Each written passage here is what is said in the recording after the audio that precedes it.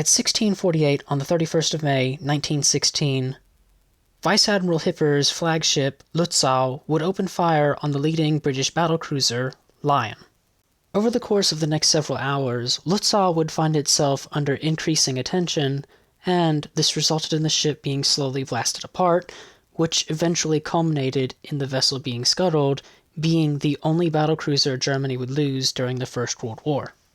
At 1700, just 12 minutes after Lützow opened fire, two 13.5-inch shells from HMS Lion would find their way onto Lützow's forecastle deck, blasting a large hole in the deck and knocking several members in Turret A unconscious. At 1715, two more 13.5-inch shells, this time from HMS Princess Royal, would strike Lützow. The first one would strike between turrets A and B, destroying the forward dressing station, and the second hit would strike the armor belt in the vicinity of where the first two shells from Lion had landed. At 1813, a 15-inch shell from HMS Barham would hit Lützow at the water line on the main armor belt below the Admiral's Bridge. This resulted in the plate being displaced and water flooding two compartments. At 1825, two devastating hits would be scored when two 15-inch shells from HMS Barham would land between the ship's funnels, resulting in the shells detonating and destroying the primary and reserve wireless stations. This hit caused Vice Admiral Hipper to lose his radio communication link between the rest of the ships in the fleet. 5 minutes later, Lützow was hit again by yet another 15-inch shell, this time fired from HMS Valiant, and it would strike between the 4th and 5th port side 15-centimeter casemates. The shell detonated and only caused minor splinter damage. At 1845, a 13.5-inch shell from HMS Princess Royal struck the superstructure on the port side below the conning tower. This caused a hole in the superstructure, but the damage was overall minor. At 1919, two more 13.5-inch shells from HMS Lion would hit Lützow. The first one would strike the forecastle deck, almost at the ship's prow. It caused a hole, but overall minor damage, while the second shell would strike just aft of turret B. It would detonate and cause a fire amongst damage control equipment stored in this location, and this caused a large puff of smoke to rise from the ship, and this ended up blocking Lützow's forward fire control director. With smoke blocking the visibility for the forward fire control director, the command was given to the aft fire control director, and Lützow would temporarily have to rely on this location until the flames were doused.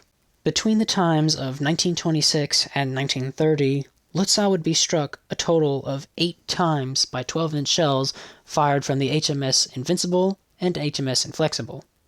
2 of these shells would strike Lützow in its broadside torpedo room just ahead of turret A.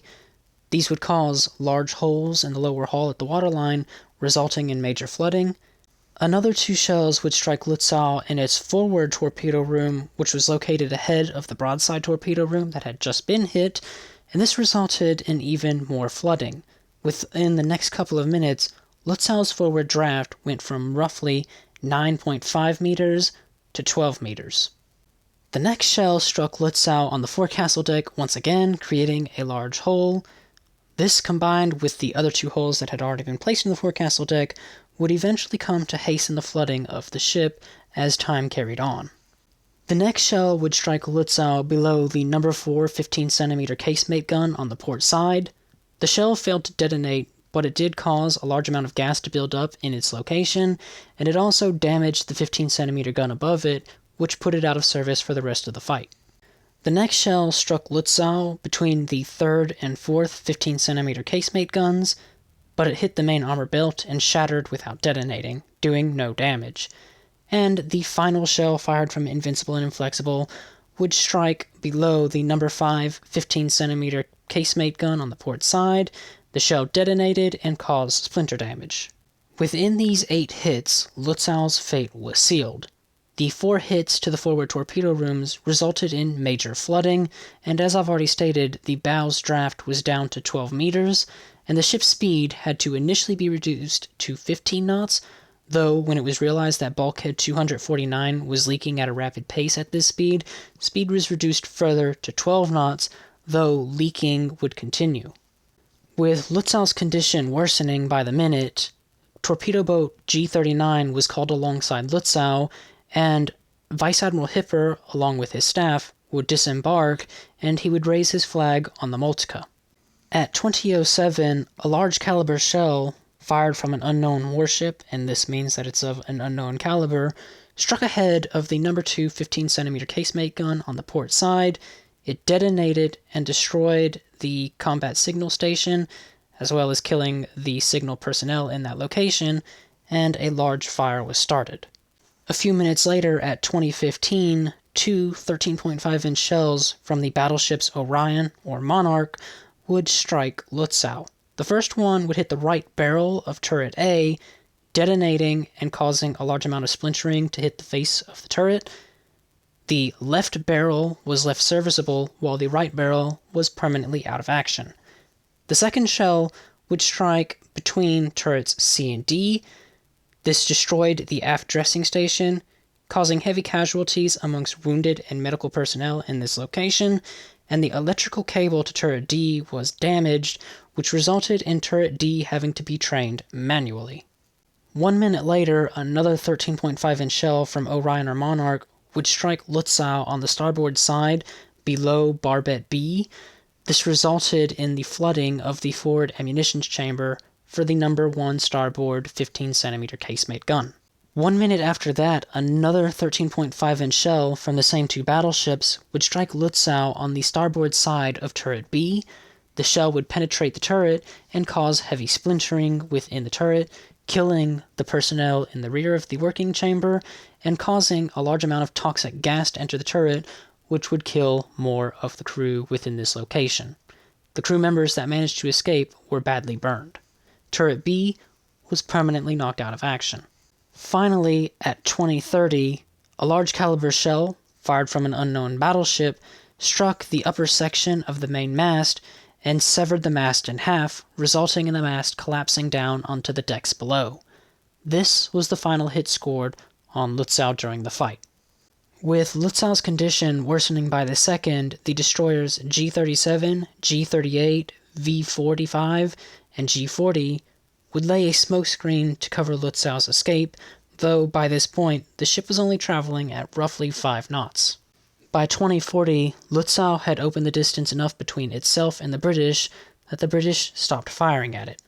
By 2113, damage control reported to the bridge that there was over 1,000 tons of water in the forward section of the ship, and by 2135 it was decided to run Lützow at a higher speed, though this was abandoned because compartment 13 had flooded and the bulkhead between it and 12 was unable to withstand the pressure of higher speeds.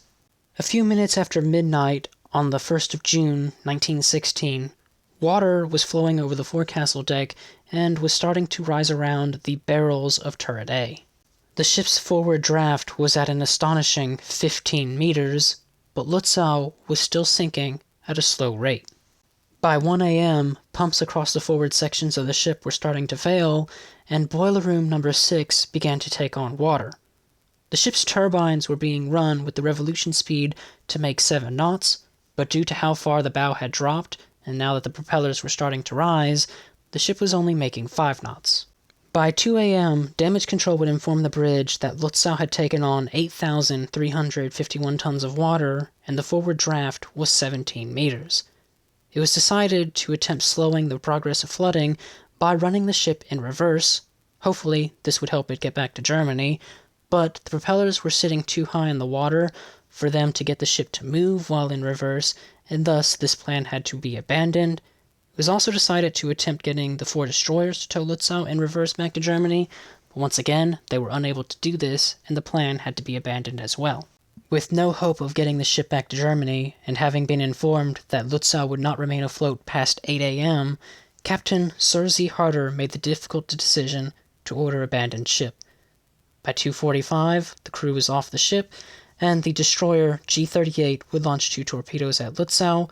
The first one would run underneath the ship at the stern, since the stern had risen so high, while the second would strike amidships on the starboard side. At 2:47, Lützow would capsize to starboard and sink, taking with it 116 crew members, though over the upcoming days this number would rise to 128 due to post-battle deaths from wounds. Even though Lützow was the newest capital ship commissioned into the German Navy by the time it was sunk, it had proven its worth in both an offensive and defensive capacity, and the design was overall excellent. Unfortunately for the design, it was pushed to the limits when shells clustered around the bow and a couple of decisive hits were scored at the waterline. With that having been said, there is nothing more to add on to this topic for today. So, if you have enjoyed this video, why not leave a like and a comment down below? Have a wonderful day.